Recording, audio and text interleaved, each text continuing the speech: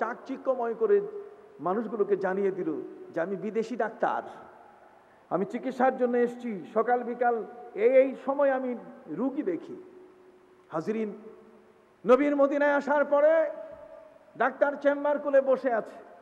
এতগুলো মানুষের মধ্যে নিশ্চয়ই অনেক রুগী তিনি পেয়ে যাবেন, কিন্তু মাসের পর মাস চলে যাচ্ছে, একজন রুগীও তার কাছে আসে না। ডাক্তারের কাছে যদি রুগী না আসে তো ডাক্তার কবিরাজ হয়ে যায়। ডাক্তারের কাছে রুগী যদি না থাকে, না আসে যদি ডাক্তার, তখন তার আসল চালান নিয়ে তিনি ব্যস্ত হয়ে পড়েন, পাগল হয়ে যাওয়ার পালা। নবীর মদিনায় বড় আশা করে সেখানে তিনি চেম্বার খুলেছেন, ইটালির রোম থেকে এসে তিনি অনেক রুগী পাবেন, অনেক টাকা কামাই করবেন। এখানে আসার পরে দেখা গেল মাস চলে যায়, রুগী একজনও নাই, ডাক্তারের মরার পালা। চেম্বার গুটিয়ে তখন পালিয়ে যাচ্ছে। পালিয়ে যাওয়ার মুহূর্তে ডাক্তার সিদ্ধান্ত নিল যে পালিয়ে তো যাচ্ছি, রুগী আসলো না কেন আমার চেম্বারে? আমি তো বিদেশি ডাক্তার, অথচ আমার চেম্বারে রুগী এলো না কেন? রুগী না আসার কারণ কি উদ্ঘাটন করে তারপর যাব। দেখি মুহাম্মদুর রাসূলুল্লাহ সাল্লাল্লাহু আলাইহি ওয়াসাল্লামের সাহাবী যারা, তারা কি বলেন, তাদের কি অসুখ হয় না? জিজ্ঞাসা করছেন, এ মুহাম্মদের ভক্তরা, তোমরা কি মারামারি করো না? তোমাদের কি ব্যান্ডিজ লাগে না? তোমাদের কি মাথা ফাটে না?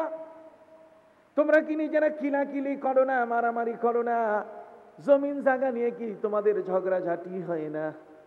তোমাদের কি পেট খারাপ হয় না? তোমাদের কি চক্ষুশূল হয় না? তোমাদের কি দন্তশূল হয় না? তোমাদের কি দাঁতে ব্যথা হয় না? 1 মাস ধরে আমি চেম্বার খুলে বসে আছি, অথচ কোন রুগী পেলাম না, কারণটা কি? আল্লাহর নবীর সাহাবীরা বলে দিলেন, রে ডাক্তার, তুমি জানো না তোমার চেয়ে বড় ডাক্তার আমাদের মাঝে আছেন। তো সুবহানাল্লাহ, তোমার চেয়ে বড় ডাক্তার আমাদের মাঝে আছেন। তুমি তো পৃথিবীর মানুষের কাছে ডাক্তারি শিখেছ, আর আমাদের মাঝে যিনি ডাক্তার হয়ে এসেছেন তিনি তো স্বয়ং বিশ্বপ্রভু, এই জগতের একচ্ছত্র নিরঙ্কুশ অধিপতি, যিনি, যার হাতে এই পৃথিবীর মানুষের রোগ তৈরি হয়, রোগ নিরাময় হয়। ওয়াইদা মারিস্তু ফাহুয়া ইয়াশফিন। আমি যদি অসুস্থ হয়ে যাই তাহলে সেই অসুস্থতা থেকে মুক্তি দেওয়ার মালিক কাকে? জোরে বলুন, মালিক কে? অতএব সেই মহান আল্লাহর থেকে শিক্ষা গ্রহণ করে যে নবী এখানে আগমন করেছেন, তিনি হলেন সকল ডাক্তারের ডাক্তার। রে ডাক্তার, তুমি জানো না তিনি আমাদেরকে পিতার ন্যায় আদর্শ শেখাচ্ছেন। বাথরুমে কিভাবে বসবো তাও তিনি আমাদেরকে শেখান, যেটা ইহুদিরা হযরতে সালমান ফারসি রাদিয়াল্লাহু তাআলা আনহুর কাছে প্রশ্ন করেছিল, কয় আতাকুম নাবিয়ুকুম ইউআল্লিমুকুম দীনাকুম হাত্তাল খারাত। কই তোমাদের কাছে এমন এক নবী আসছেন যে নবী তোমাদেরকে বাথরুমে পায়খানায় কিভাবে বসবে তাও শিখাই দিচ্ছি, এটা নবীর কাজ নাকি? নবী বলবেন আসমানের কথা, নবী বলবেন আকাশের কথা, নবী বলবেন আরশের কথা, নবী বাথরুমের কথা বলতেছেন যে কিভাবে বসবে, কিভাবে কুলুক ব্যবহার করবে, কিভাবে পানি ব্যবহার করবে, নবী এটা শেখাচ্ছেন। নবী তো এর জন্য না। হযরতে সালমান ফারসি রাদিয়াল্লাহু তাআলা বলছেন, আজাল আজাল আজাল। আবু দাউদ শরীফের প্রথম হাদিস। সালমান ফারসি রাদিয়াল্লাহু তাআলা বলে দিলেন, শোনো, অবশ্যই অবশ্যই আমাদের নবী এসেছেন পিতার ভূমিকা পালন করার জন্য। এই সমাজের মধ্যে তার কোনো উম্মত যেন কখনো যেন কোনো অবস্থায় কোনো অশান্তিতে না পড়ে, উম্মত যেন শারীরিক মানসিক জীবনের কোনো ক্ষেত্রে যেন কোনো সংকটে না পড়ে, তিনি অভিভাবকের দায়িত্ব নিয়ে এই সমাজের মধ্যে আগমন করেছেন। অতএব রে ডাক্তার, শোনো তুমি, তিনি আমাদেরকে শিখিয়ে দিয়েছেন, আল মুসলিমু মান সালিমা আল মুসলিমুনা মিন লিসানি ওয়া ইয়াদিহি। মুসলমান তো ওই ব্যক্তি যার জিহ্বা, যার হাত দ্বারা আরেকজন মুসলমান ক্ষতিগ্রস্ত হবে না। কিলাকিলি করা তো দূরের কথা, আঘাত করা তো দূরের কথা। আমার নবী বলেছেন, লিল মুসলিমে আলাল মুসলিমে সিত্তু খিসাল। একজন মুসলমান আরেকজন মুসলমানের উপরে দায়িত্ব হচ্ছে 6টি বৈশিষ্ট্য, তার মধ্যে একটি হচ্ছে লা ইউহাক্কিরুহু, কোনো মুসলমানকে কারো কাছে কখনো লজ্জিত করবে না, তাকে ছোট করবে না, তার তাহকির করবে না, তাকে অপমানিত করবে না। ওয়ালা ইউখজিলহু, তাকে কারো কাছে কোনো তুচ্ছ তাচ্ছিল্য করবে না। যখন সে অসুস্থ হবে তাকে দেখতে যাবে, যখন সে মৃত্যুবরণ করবে তার জানাজায় শরীক হবে। এই জগতের মধ্যে কোনো মুসলমানের উপরে কোনো মুসলমানের আঘাত করার কোনো সুযোগ আল্লাহ পাক রব্বুল আলামিন দেন নাই। তার নবীর মাধ্যমে পৃথিবীর সকল মুসলমানকে তিনি ভাই ভাই বানিয়ে দিয়েছেন। আমার রসুল বলে দিয়েছেন, ওয়াকুনু ইবাদাল্লাহি ইখওয়ানা, তোমরা সবাই একে অপরের ভাই। খবরদার, এই বিশ্ব জগতে যত মুসলমান রয়েছে এরা একে অপরের ভাই। যেমন এদের কোনো কেউ কারো উপরে কোনো সময় অত্যাচার করবে, জুলুম করবে, অন্যায় করবে, সেই সুযোগটি নাই। রে ডাক্তার, আমাদের নবী আমাদেরকে দাঁত মাজা শিখাই দিয়েছেন। ওয়েস্টার্ন কান্ট্রিগুলোতে আপনি যাবেন, ওরা জার্ম ক্লিয়ার ব্যবহার করে, মুখের মধ্যে জার্ম ক্লিয়ার ব্যবহার করে। ফ্রান্সের রাজা ছিল লুই। বলুন, ফ্রান্সের রাজা ছিল কি? লুই। তার গোটা জীবনে 3 বার গোসল করছে। কতক্ষণ না গোসল করছে? কয়বার? 3 বার।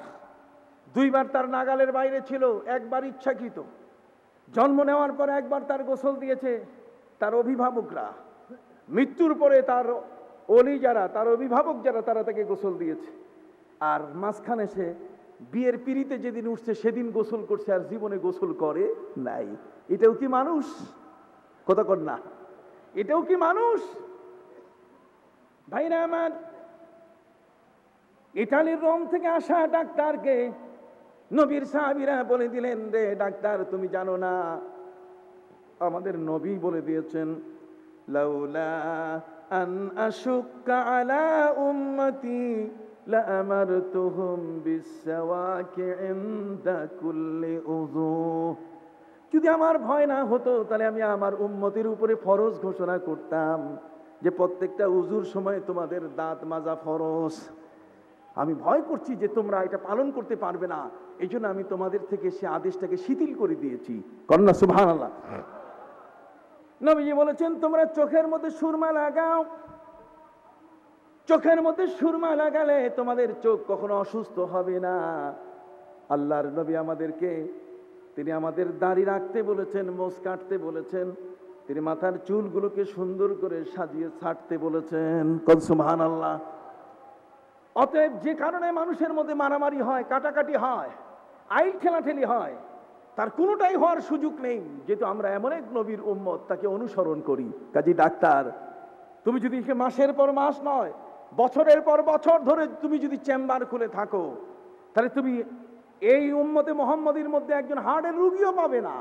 কারণ নবীজি শিখাই দিয়েছেন যে ডান কাতে তোমরা শুইবে, ডান কাতে শুলে আর ওই ব্যক্তির কখনো হার্টের রোগ হবে না। বিশ্বনবী মুহাম্মদুর রাসূলুল্লাহ সাল্লাল্লাহু আলাইহি ওয়াসাল্লামের তার গোটা জীবনটা হলো আমাদের জন্য রহমত। ইতালির রোম থেকে আরো 40 জন ব্যক্তি বিশ্বনবীর দরবারে আসা শুরু করলেন। আমার নবীর দেশে কোনো জেলখানা নাই। কতক্ষণ না, নবীর দেশে কি নাই? জেলখানা নাই। জেলখানার প্রয়োজন হয় না। 10 বছরের মাদানী জিন্দেগিতে আল্লাহর নবীর জেলখানার প্রয়োজন হয় নাই। 40 জন রোমান ক্যাথলিক খ্রিস্টান নবীর মসজিদে আল্লাহর নবীর সাথে দেখা করার জন্য যখন কাছে এলো, সাহাবায়ে কিরামকে আল্লাহর নবী বলে দিলেন, রে সাহাবীরা, তোমরা আমার 40 জন মেহমানকে একটি ভালো জায়গায় বসতে দাও। সাহাবায়ে কিরাম বলেন, হুজুর, ভালো জায়গা পাবো কই? নবী, এমন বাড়ি আপনার, এমন ঘর আপনার, যেই ঘরের মধ্যে সুন্দর সোফা সেট নাই, এমন এক ঘর যেই ঘরের মধ্যে সুন্দর করে কোনো ড্রয়িং রুম নাই, যেখানে আমরা মেহমানদেরকে বসতে দেব। আল্লাহর নবী বলেন, শোনো, মেহমানকে সম্মান দেওয়া এটা অত্যন্ত গুরুত্বপূর্ণ একটা কাজ। মান কানা ইউমিনু বিল্লাহি ওয়াল ইয়াউমিল আখির ফালিয়ুকরিম দায়ফা। যার ঘরে মেহমান আসবে, আল্লাহ এবং আখিরাতের উপরে যদি তার ঈমান থাকে, তাহলে তার উচিত সেই মেহমানকে মেহমানদারি করা। মেহমান যেন কোনো অবস্থাতেই ছোট না হয়। বিশ্বনবী মুহাম্মদুর রাসূলুল্লাহ সাল্লাল্লাহু আলাইহি ওয়াসাল্লামের মদিনায় 40 জন রাষ্ট্রীয় মেহমান এসছে। আল্লাহর নবী বললেন, তোমরা বসতে দাও একটা ভালো জায়গায়। সাহাবায়ে কেরাম বললেন, হুজুর ভালো জায়গা কোথায়? ভালো জায়গা তো নাই। কাফেররা তো আপনার সম্পর্কে আপত্তি তুলেছিল। আও ইয়াকুনা লাকা বাইতুম মিন যুখরুফিন আও তারকা ফিস সামাই ওয়ালান নু'মিনা লিরুকিকা হাত্তা তুনাজ্জিলা আলাইনা কিতাবান নাকরাউ